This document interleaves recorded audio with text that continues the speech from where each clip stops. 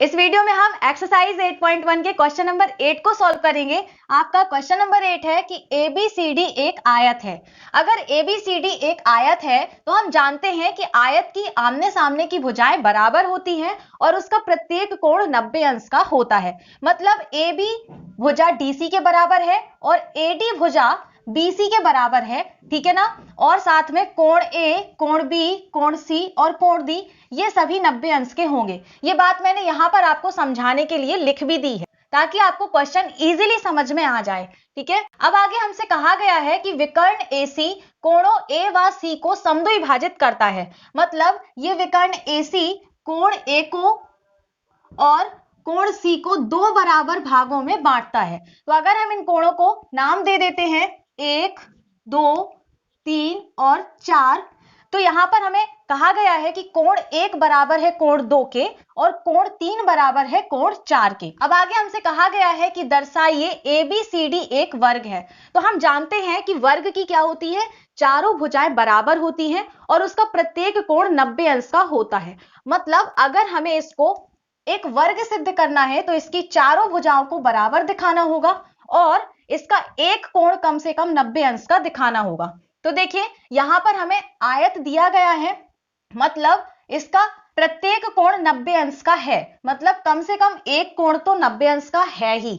तो हमारी एक कंडीशन तो हमें पहले से दी गई है। तो अब हमें इसकी दूसरी कंडीशन को केवल सिद्ध करना है और हम इसको वर्ग सिद्ध कर देंगे। तो यहां पर हम चारों भुजाओं को बराबर दिखा देंगे तो ABCD एक हमारा वर्ग सिद्ध हो जाएगा।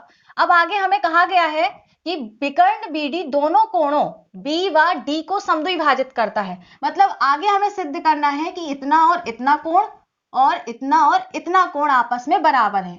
मतलब 5 बराबर 6 और 7 बराबर 8, ये भी हमें सिद्ध करना है। तो चलिए सॉल्व कर लेते हैं। सबसे पहले हम यहाँ पर लिखेंगे दिया है, जो भी हमें क्वेश्चन में दिया गया है हम वो सब लिख लेंगे। तो यहाँ पर हमें दिया है कि ABCD एक आयत है, ठीक है। विकर्ण AC कोण A और C को समद्विभाजित करता है। मतलब कोण 1 बराबर कोण 2 और कोण 3 बराबर कोण 4, ये भी हमको यहाँ पर दिया गया है। तो लिख लेते हैं। अब हमें जो सिद्ध करना है वो लिखेंगे।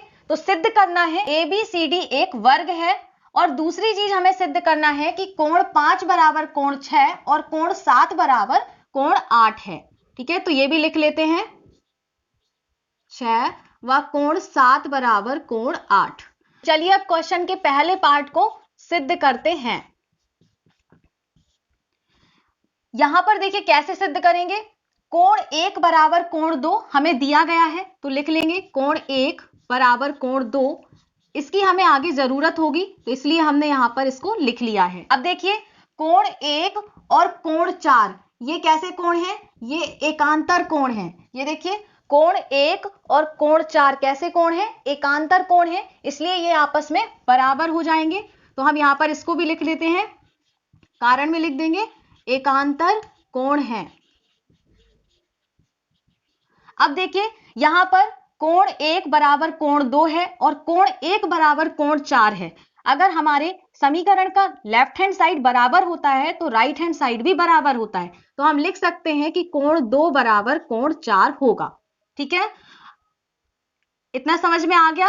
अब हम यहां पर एक त्रिभुज ले लेंगे ABC। इस त्रिभुज में कोण 2 और कोण 4 को हमने बराबर दिखा दिया है। तो मतलब कोण 2 के सामने वाली भुजा BC और कोण 4 के सामने वाली भुजा AB ये भी आपस में बराबर होंगी। हम जानते हैं बराबर कोणों के सामने वाली भुजाएं बराबर होती हैं, तो इसीलिए यहां पर ये आपस में बराबर हो जाएंगी। तो हम यहां पर ले लेते हैं त्रिभुज ABC में कोण 2 बराबर कोण 4 है, इसलिए 2 के सामने वाली भुजा BC और 4 के सामने वाली भुजा AB आपस में बराबर होंगी। यहां पर कारण में लिख देंगे समान कोणों की सम्मुख भुजाएं हैं, तो इसलिए ये आपस में बराबर होंगी। तो अब देखिए यहां पर हमें ABCD एक आयत पहले से दिया गया है और यहां पर हमारी जो भुजा BC है और जो भुजा AB है ये किस तरह की भुजाएं हैं, आसन्न भुजाएं हैं।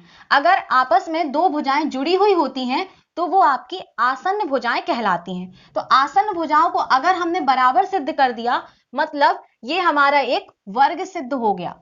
तो हम यहां पर लिखेंगे तथा BC व AB आसन्न भुजाएं हैं,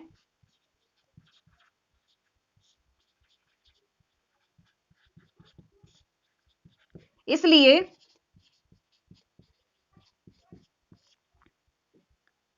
यदि आयत की आसन्न भुजाएं बराबर होती हैं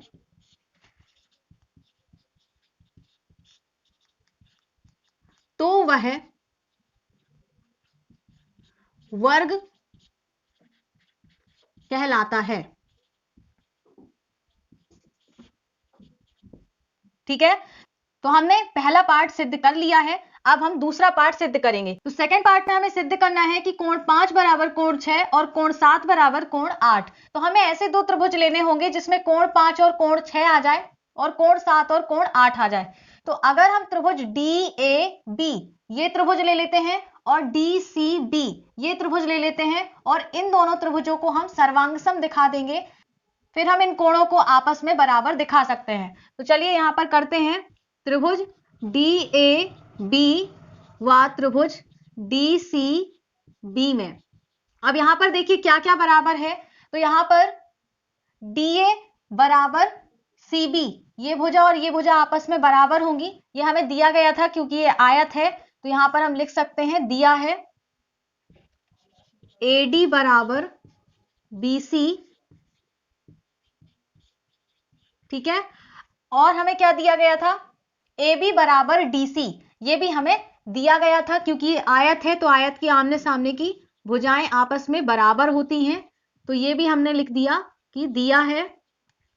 तीसरी चीज हमें यहां पर क्या बराबर दी गई है, देखिए विकर्ण BD ये जो है ये दोनों त्रिभुजों में आ रहा है। देखिए यहां पर विकर्ण BD यहां पर और यहां पर दोनों जगह पर आ रहा है, तो लिख सकते हैं BD बराबर BD उभयनिष्ठ है। तो इस तरह से हमने इन दोनों त्रिभुजों को आपस में सर्वांगसम दिखा दिया है। यहां पर हमने तीनों ही भुजाओं को दिखाया है बराबर, तो इसलिए ये हमारा S सर्वांग समता से सर्वांगसम होगा। ठीक है, अब अगर हम इन दोनों त्रिभुजों को सर्वांगसम दिखा चुके हैं तो कोण 5 बराबर कोण 6 होगा और कोण 7 बराबर कोण 8 होगा। इसको हम CPCT से बराबर दिखा देंगे, CPCT से। ठीक है, तो इस तरह से हमने क्वेश्चन के दोनों पार्टों को बहुत अच्छे से सॉल्व कर लिया है। आई होप कि क्वेश्चन आपको बहुत अच्छे से समझ में आ गया होगा। अगर आपको वीडियो पसंद आई हो तो वीडियो को लाइक करिए और अपने फ्रेंड्स को ज्यादा से ज्यादा शेयर करिए। और अगर मेरे चैनल पर नए हैं तो चैनल को सब्सक्राइब करके नोटिफिकेशन बेल आइकन को भी प्रेस कर दीजिए ताकि आपको क्लास 9 के आगे आने वाले वीडियोस की नोटिफिकेशन मिल सके। तो मिलते हैं नेक्स्ट वीडियो में। Thanks for watching this video.